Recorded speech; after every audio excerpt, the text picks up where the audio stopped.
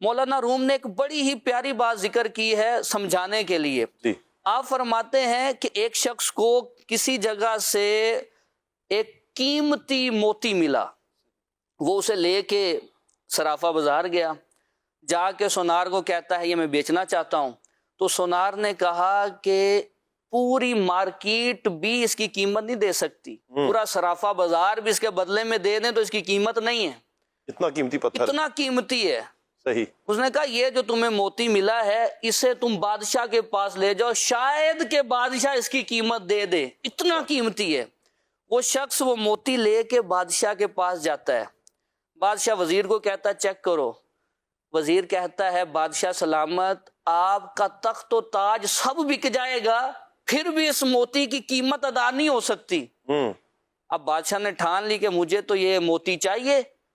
وزیر سے کہا کسی بھی قیمت پہ اسے حاصل کرنا ہے. وزیر نے کہا مجھے سوچنے کا موقع دیں. کچھ وقت گزر گیا. وزیر اس شخص کے گھر پہنچ گیا، اسے جا کے کہتا ہے یہ موتی ہمیں دے دو، اس کی قیمت یہ ہے کہ تم صبح منہ اندھیرے، صبح وقت سورج نکلنے سے پہلے ہی تم بادشاہ کے محل میں آنا، سارے دروازے تمہارے لیے کھلے ہوں گے، جو تم چاہو اٹھا کے لے جانا، تمہیں کوئی منع نہیں کرے گا. مغرب تک یہ تمہارا سلسلہ چلتا رہے گا، سارا دن جو تم لے کے جانا چاہتے ہو. وہ بندہ راضی ہو گیا، کہا ٹھیک ہے یہ تو بڑا اچھا ہو گیا. اب وزیر بڑا سمجھدار تھا. اب جیسے ہی یہ رات کا وقت شروع ہوا، اسے اب نیند نہیں آ رہی کہ صبح تو مجھے یہ انعامات ملنے والے ہیں، یہ کروٹیں بدل رہا ہے. ساری رات اسی حالت میں گزر گئی. جب صبح کا وقت آیا اس نے انتظار ہی نہیں کیا، دروازے پہ محل کے پہنچتا ہے، دروازے سارے کھلے ہوئے ملتے ہیں. وزیر نے آگے اس کے لیے 3 کام کیے ہوئے تھے. سب سے پہلے جب یہ انٹر ہوا تو اس نے قیمتی لباس اس کے راستے میں لٹکا دیے. اس نے جب دیکھا اس نے کہا کہ اتنے قیمتی لباس ہیں، میں ان میں سے کوئی پہنتا ہوں، چیک کرتا ہوں، آج تو موقع ملا ہے اتنے قیمتی لباس پہننے کا بادشاہ کے، اتنا لمبا ٹائم پیریڈ ہے، ٹائم تو بہت سارا ہے. اس نے کیا کیا کہ ایک لباس پہنا شیشے کے سامنے، دوسرا پہنا، تیسرا پہنا. شیشے میں دیکھتا ہے ایک اسے اچھا لگ گیا، اچھا گھنٹہ 1.5-2 گزر گئے، ایک اچھا لگ گیا اسے کہ یہ بڑا اچھا لباس لگ رہا ہے.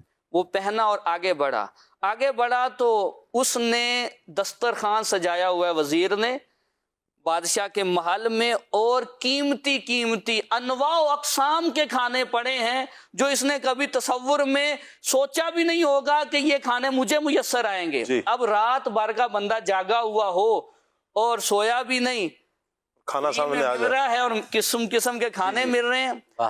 اس نے کہا پہلے کھانا کھا لیتے ہیں، اب بھی تو بہت ٹائم پڑا ہے. جاتا ہے کھانا کھانا شروع کر دیتا ہے. جب سیر ہو جاتا ہے، پیٹ بھر جاتا ہے، اب وہاں سے اٹھتا ہے چلو اگلا کام کرتے ہیں. اگلی جگہ پہنچتا ہے تو اس کے لیے آرام دہ بستر وزیر نے لگوایا ہوا ہے، خدام آس پاس کھڑے ہیں پنکھے لے کے، اور بہترین انتہائی نرم اور گداز بستر اس کے لیے لگا ہے. اس نے کہا ساری رات کا جاگا ہوا ہوں.